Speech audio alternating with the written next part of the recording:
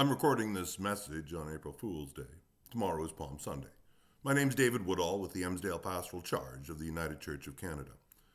And it got me thinking, are we fools for calling ourselves the followers of Christ? Does it make sense to have some kind of religious affiliation in this multiplex world that we live in? I've been reviewing the scriptures as they relate to Jesus and the disciples in the early church. They seem to be quite foolish people, and they often did not make the best decisions. And I guess this is good, because I know that I always don't make the best decisions. Maybe it's only fools who follow Christ, who feel that there is some larger spiritual realm that we can only catch glimpses of. Maybe I am a fool. Tomorrow, we're celebrating Palm Sunday, the day Jesus made his triumphant entry into Jerusalem. I don't think Jesus went to Jerusalem to die. I certainly expect that he knew it was a possibility, but I think he saw a way forward for his movement back to God that extended far beyond that fateful city. He rode in on a donkey, meaning that the king has come in peace. He rode into the accolades of the crowd, but then he immediately went to the temple and trashed the money sellers outside of the temple, overturning tables and driving them away. When you do that, you know the authorities are going to come after you. I think his challenge was incredible, but it did demand a response. Now, I know we're supposed to treat all the stories of Jesus and the disciples with quiet reverence and inspiration and discover the inspiration and the meaning that's inside of them. But we just can't do it. That would be a denial of the very real people these were, who were challenged, who were asked to do things beyond their ability, who were failing, who made bad suggestions and poor decisions, and they were often incompetent, even in their chosen profession. These days we put a big emphasis on building winning teams. This is how we achieve success in life and business. Get the right people on the bus, we're told. I don't think Jesus had that self-help book. It's called Good to Great. Because I'm not sure that the right people were on the bus with Jesus. But that's the team Jesus built. And it's good to think about that on this Palm Sunday, which is also the day after April Fools. Perhaps the foolishness of yesterday opens the doors for the foolishness of today. You see, God loving the world is just foolish. There is so much good in this world, but there's so much hurt and division and sometimes hate.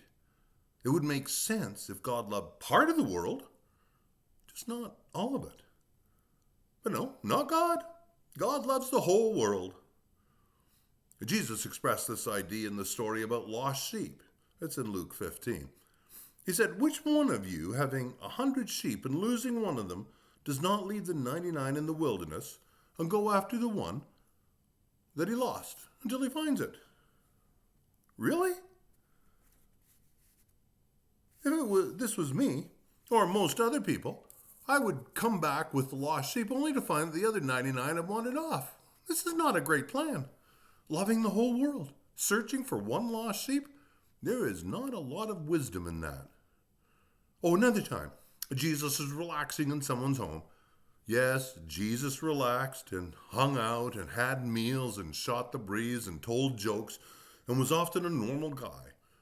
On this day, though, one of his followers, Mary, took a pound of costly perfume, anointed Jesus' feet, and wiped them with her hair. Jesus' followers sometimes do really weird things that don't make sense. And we don't give enough credit to that, though it's often recorded in the Bible. A pound of perfume is like a pound of butter, only way more expensive. After pouring it over his feet and likely getting it all over the expensive couch and the carpet, then she wiped it off with her hair. My hair's not a good absorber of perfume. It wouldn't have dried his feet, and I can't imagine how many times she would have had to wash her hair to get it clean again. That's just weird. Who would do that? And even worse, Jesus let her go ahead and do that, and then he told people off when they complained. His followers were all just a little bit weird like that. They came from the dockyards. They did not come from the elite of society. They were fishers of fish. Fishing was a pretty lowly profession in the hierarchy of the society of Jesus' day. But these were not ordinary fishermen. Every single time they went out in a boat, a storm came up. Every single time. Even I can figure out whether it's good weather or bad weather and whether I should take a boat out or not. But not these guys. Every time they go out in a boat, the Bible records a storm coming up. Jesus went with them a couple of times in the early days of his ministry.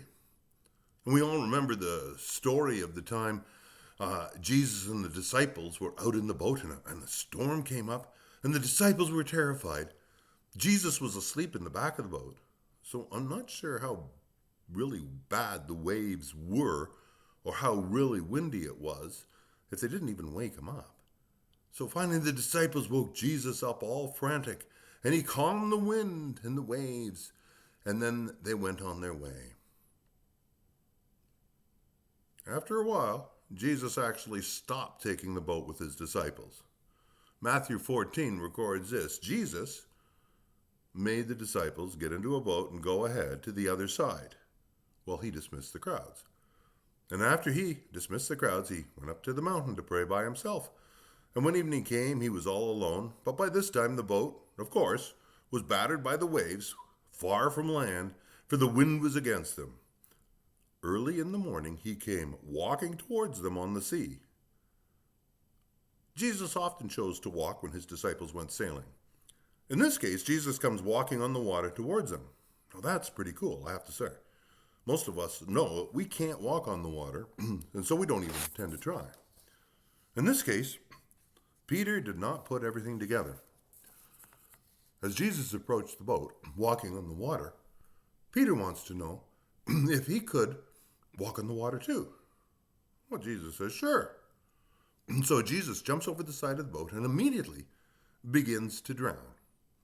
This is not a surprise when you're in the middle of the lake. Fortunately, Jesus became the first recorded lifeguard and saved Peter from drowning. These disciples who fished had more challenges than simply running into storms on every journey they made. Almost every time we see them in the Bible, when they are out in the boat, but not in a storm, they are tossing their nets over the side to catch fish, but they don't actually catch anything. The Bible doesn't really record them catching anything on their own. But one time they're fishing, not catching anything like usual. Jesus, with his expertise in carpentry, comes along and notices that they're not in very deep water. You really do need to have enough water for the fish to actually swim in. Jesus suggests, why don't you put your boat out into deeper water? And they did. And sure enough, there are fish. Another time, they appear to be blithely throwing the nets over the side of the boat, not catching anything, of course, completely unaware that the fish are swimming 5 feet away on the other side of the boat. Along comes the carpenter again. He's getting to be an expert now on fishing. Why don't you throw your nets on the other side of the boat? Sure enough, it works. These fishermen figured this was a miracle. And really, for them, it was. The first followers of Jesus were very real people who were challenged, asked to do things beyond their ability, failing, making bad suggestions, and obviously they don't know how to fish. They are good sailors, though, because in spite of running into a storm every time they put out from shore, they also seem to survive every storm. These days we put a big emphasis on building winning teams. Now, you might have thought that if Jesus was really serious about success as a teacher, he might have recruited differently. This causes me to pause. Jesus, if you're a seeker of people, surely you know that seeking the weird, the outcast, the fools, and the uneducated is kind of crazy. Is that your message, Lord? Is your love for me a little bit crazy? After the death of Jesus, the disciples went back to their chosen professions. In this case, for Peter and a few others, fishing. Now, obviously, they're not catching anything.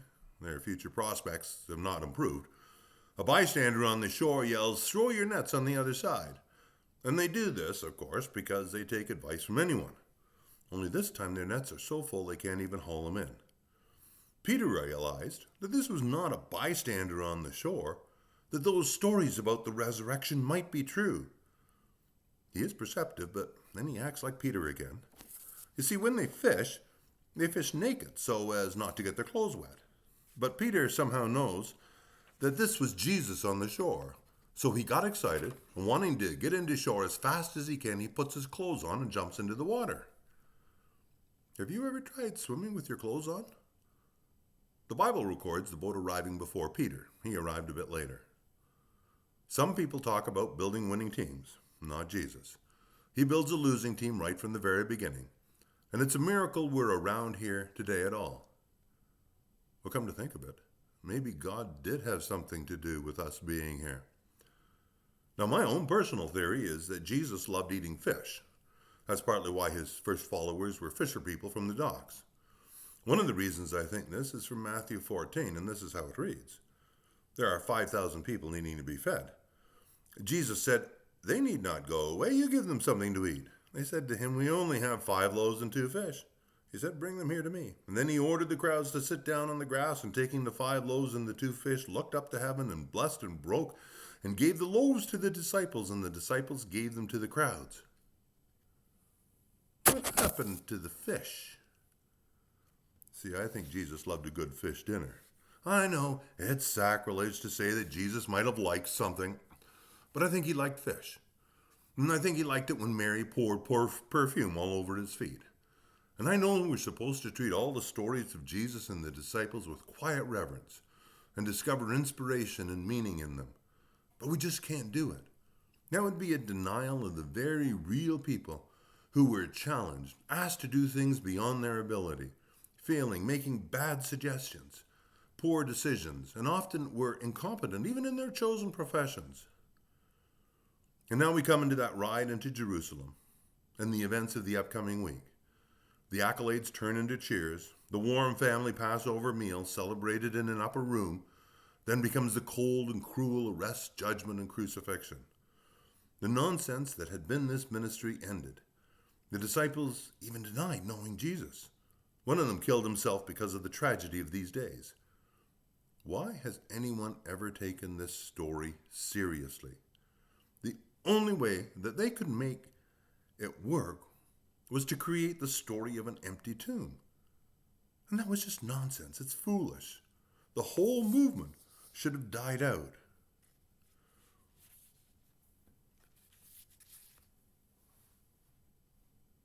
You see, we're the descendants of fools. We're all just a little bit crazy because God loved us. God loved me and you, even though it's obviously the wrong thing to do. And so we find ourselves loving the weird and wonderful people that are around us right now. We treat each other like family and friends. We take on impossible tasks just because it seems like a good idea. We go out of our way to help people we've never even met.